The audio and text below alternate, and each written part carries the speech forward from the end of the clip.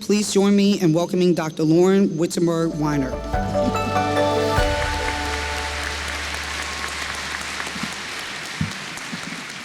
So great news. You did it. You got here. No matter what path you took to get here, you made it. That's a huge accomplishment. Getting this degree, it really does set the conditions for success in all of your next steps. So give yourself and your fellow graduates a huge round of applause.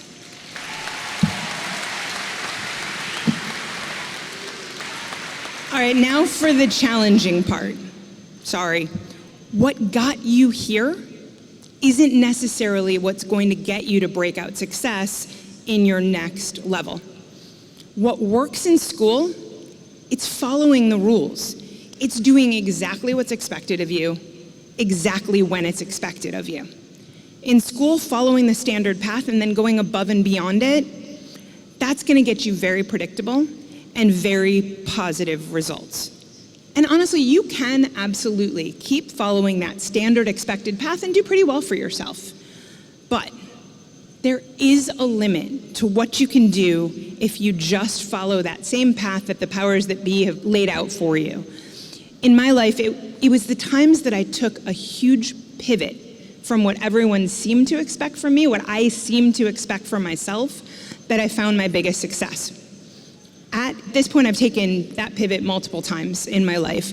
At each time, I heard, "You're crazy. That's not gonna work.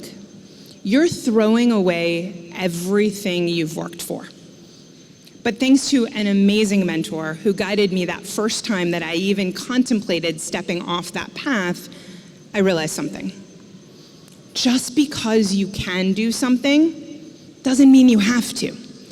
Sometimes that path that everyone expects you to take, that path that you have always expected to take, turns out not to be your path. And you get to choose something else. Even if you have the ability to run down that path, even if you've made it, you've succeeded.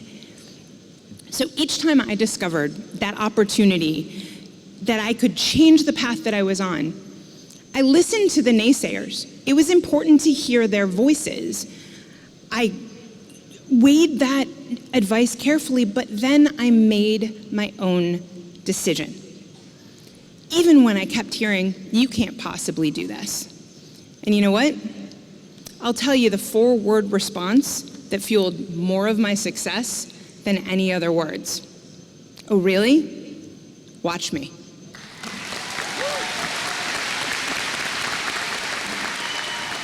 Look, I'm still way too much of a goody two-shoes to actually break any rules. So I found a way to upend the expectations without ever breaking rules. I call it being unruly. And it starts first and foremost with a deep understanding of the rules, both the written and the unwritten rules, in whatever arena you're playing in. As a young overachiever, when I was in school, I got really good at knowing all of the rules and all of the expectations. But what I didn't realize at that point was there's a ton of space in both those written and unwritten rules to find your own authentic path to your own version of success. You don't have to follow everyone else to follow the rules. That mentality, the unruly approach, is what helped me find my outsized success in multiple areas, because it helped me to find my own path that made sense for me. But you all have to find your own path. And to do that, you need to find a few other things first. First, you need to find the rules. How do you do that? Well, this is where your education is going to come in incredibly handy, because it's taught you the tools for research, for interpretation, for constant learning. This is the part where being an overachiever really helps. Know the rules better than anyone else.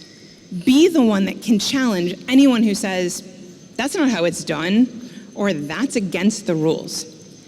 Second, find and hold your moral center. I'm hoping, and I'm honestly assuming, that you already have a strong moral compass, that you grew up with the knowledge of what you believe is wrong and right. But it's easy to lose your moral compass when push comes to shove. You can start feeling like this, whatever this is, isn't really wrong, that everyone does it, that it's just the way the game is played. One of my favorite concepts in psychology is called cognitive dissonance. And it's that agita you get in your gut when two things conflict, a thought and an action, two thoughts, whatever it is. A lot of people will end up managing that cognitive dissonance by stuffing down the thought that's conflicting or somehow otherwise explaining it away. But if you know about cognitive dissonance, you can use it to your advantage to hold your moral center. I have a massive whiteboard in my office, massive. And on it, I write quotes that allow me to remind myself of my moral center, my true north. And I change them frequently based on kind of what's going on in my life at that point. And so when I was at a contentious time in the company, I felt like we were fighting so many battles that weren't actually getting us anywhere. So I wrote on my whiteboard at that point, would you rather be right, or would you rather get to the right outcome? It reminded me that I needed to stop fighting if fighting didn't get us where we needed to be. So if I'm even slightly contemplating going off my moral path, with those quotes on my whiteboard, I can't look away. I can't reconcile it. Using cognitive dissonance this way prioritizes my moral compass, my moral center, and keeps me on that right path. Third, find your rational optimism balance. Pessimists are usually correct in their estimations, but optimists do better overall in life. Pessimists can correctly see danger around every corner, but optimists make stuff happen even in the face of danger. But if an optimist like me can borrow from the pessimist's ability to see danger, they can plan for it so they don't have to run through quite so many brick walls. If you can see the danger, plan for the danger, and still act in the face of danger, that's the magic balance I call rational optimism. And it's the way you can turn optimism into the greatest likelihood for success without running through so many brick walls. Fourth, find your village. I don't care what you're trying to do in life, professionally or otherwise, it will be easier if you have a strong and supportive village around you while you're doing it. But your village has to be truly supportive, both in bad times and in good. Your village absolutely must be willing to crawl through the muck with you when things are bad, but also show up and cheer unreservedly for you when you make it. So many people are willing to show up in bad times because, bluntly, they revel in others' misfortune. Others are only willing to be there for the good times. You need the people who will consistently show up for both. To get there, you've got to ruthlessly curate your village. A smaller but supportive village is so much more preferable than a larger but unreliable one. Fifth, find your superpowers. At some point in your life, I'm betting you've been through a traditional skills assessment. You may be great at math and can visualize data. You might be terrible at writing succinctly. People will look at that traditional skills matrix and they'll tell you what you should be doing to take advantage of those skills. But here's the thing. I've seen some people succeed in places where a skills matrix would shout that they couldn't possibly make it, they weren't qualified. So what they were able to do was take a look at the holistic picture of not only their skills, but how they approach those skills and what their interests and drives are, and they find what they can do better than anyone else, what their highest and best use can be, what their superpower is. Lastly, find your path. Once you've found all these other pieces, you can then sit with yourself and find the next step on your own individual path.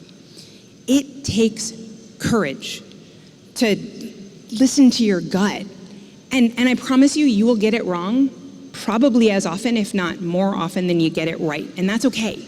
In fact, that's good. You'll go down a path and you'll realize it's the wrong path for you. And great, you've learned more about yourself and your right path.